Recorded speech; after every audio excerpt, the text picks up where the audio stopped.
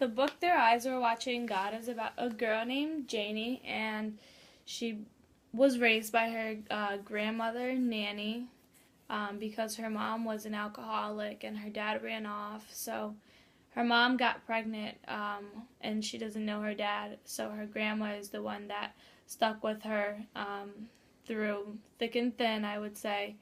And she went through many things in life, and she learned to overcome them and just move on, I guess. And the book took place in various parts of South Florida. And I think this book is like, for the people who read it, I think would be like people that are going through something similar to what she went through, or someone that isn't seeing the light at the end of the tunnel, and they'll learn how to like overcome something or find a strategy through Janie, because she did find many strategies and she found various ways to get rid of things. Many times they weren't the smartest ways, but she was always seeking her dream and living the life seeking to live the life that she always wanted to live. And the purpose is, again, ties along with the audience, is to help people seek their dream and to overcome their hardships. For Nobody Mean More to Me Than You in the Future Life of Willie Jordan. It's about basically the life of Willie Jordan, how he sort of goes through a big change with the death of his brother Reggie, and how I guess he uses black literature to overcome this with his little, I guess, short sentence or little thing at the end of this story. This is around 1988 that this was written. This is also the time where there was a big expansion of culture, where a bunch of people began learning about different literature of different cultures. For example, like for African Americans, women's, people of Spanish descent. I believe that the people that this would be for is for white and black people, just to get a better idea of what black literature really is, but also a better idea on what it represents. The purpose for this is, I'd say, I guess to show through, to teach through black to show the years of what happened, like through black literature, and how it isn't easy, and how there's like a big world of trials for many. And finding strategies too, in a way, the same way Janie did.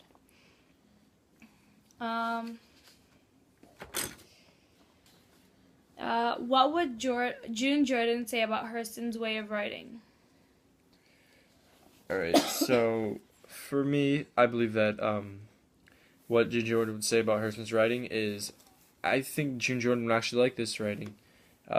It's sort of similar to Hurston's in a way, how there's both a very similar change between them through, well, yeah, very similar change through them with their life stories. With their life stories, they all end up changing. I guess it's very difficult for them, but in a way that I guess it works out for them. I think that Jordan would also like Hurston's way of writing, and I think that Hurston would also like what June Jordan is trying to do, which is teach Black English, Black literature to people, because some people don't appreciate it, but I think it's something that can be cherished. In what ways does Jordan's essay help us understand why Hurston wrote in Black vernacular? Alright, so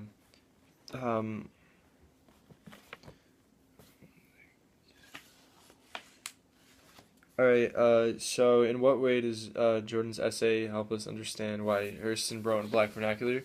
I believe the reason Hurston wrote in Black vernacular is, I guess, it helps us understand the story more, I guess, where they come from, and I guess it helps them understand a bigger form of change that is occurring.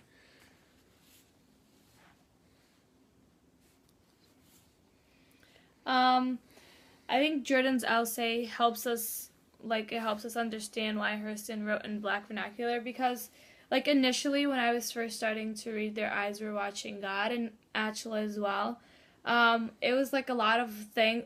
Initially we started hearing the audio, and it's like, wow, it's a very big difference from the English we speak and from the English they speak, like ole, oh man, lack. It's, you have to like really picture them saying it. So I think that It gives you more room for imagery. It helps you understand more, I guess. It makes you try to have to focus more on what they're saying to actually sort of, in a way, feel what they are feeling. So I guess, in a way, June Jordan also, June Jordan and Hurston both did this very well in their stories. Um, but I thought I believe that June Jordan's story was a little different. I believe, I don't know.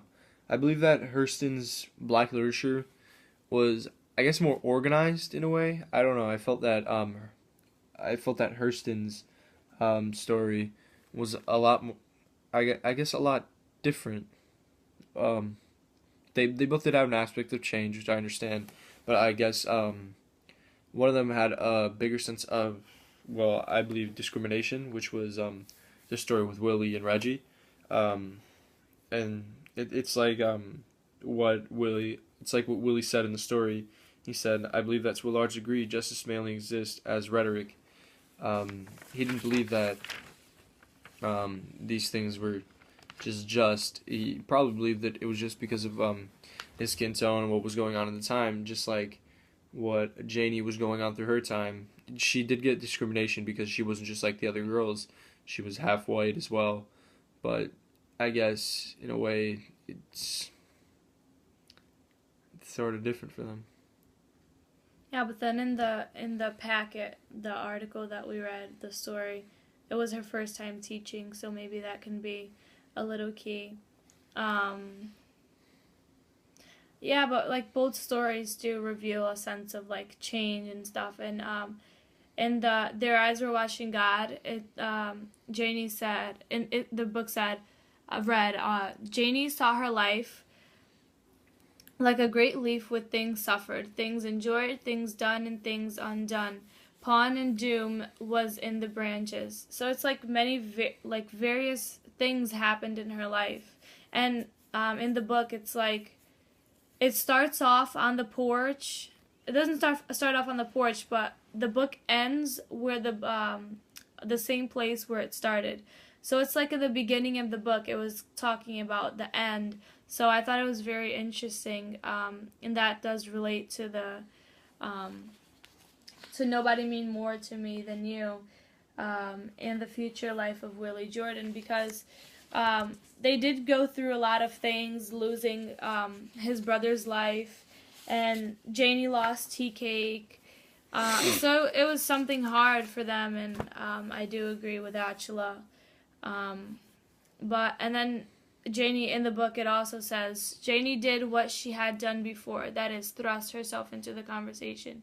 So, like, she had no fear of, like, doing what she had to do. She had a very mean husband, I would say. Didn't really let her do things.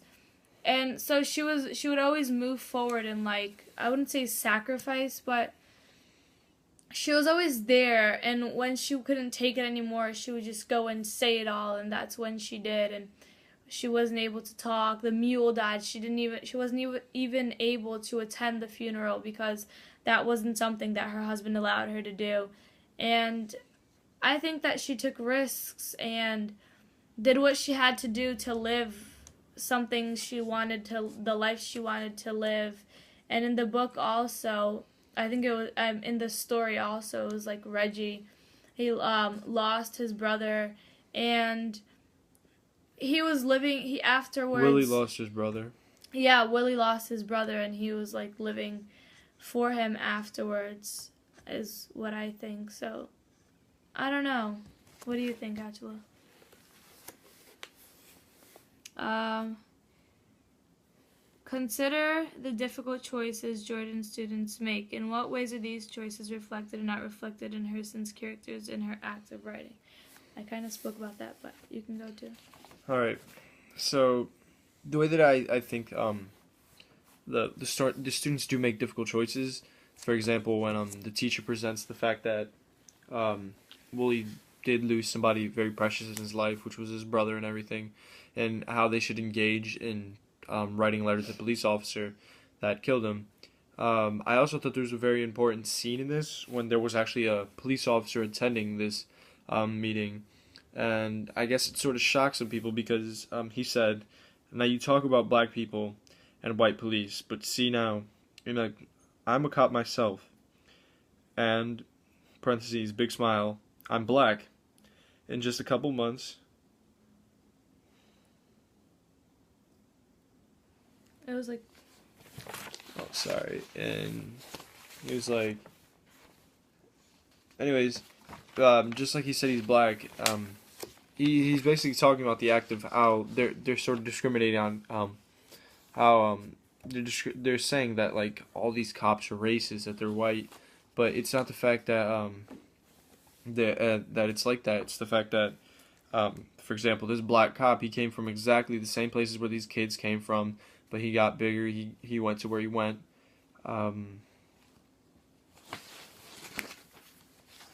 It's just like sorry. Actually, let me I'll just read where I left off. And just a couple months ago, I was on the other side, but it's the same for me. You a cop, you the ultimate authority, and you're on the streets. Most of the time, you can only do one of the two things: overreact, underreact. That's all it is with the brother. Overreaction didn't have nothing to do with race. I believe this story ties into a big chain of discrimination, which I guess the students don't really learn about black literature, but they learn the way that discrimination has been used through this. So when they decide to write the letter and everything like that, and the cop shows up, I guess they both learned something not about black literature, but I guess about what the ultimate story in the end is, and how how Willie ended up writing the precious story about his brother. How I said before, how justice only exists as a rhetoric. How many people are oppressed and everything like that. so yeah, that's what we think.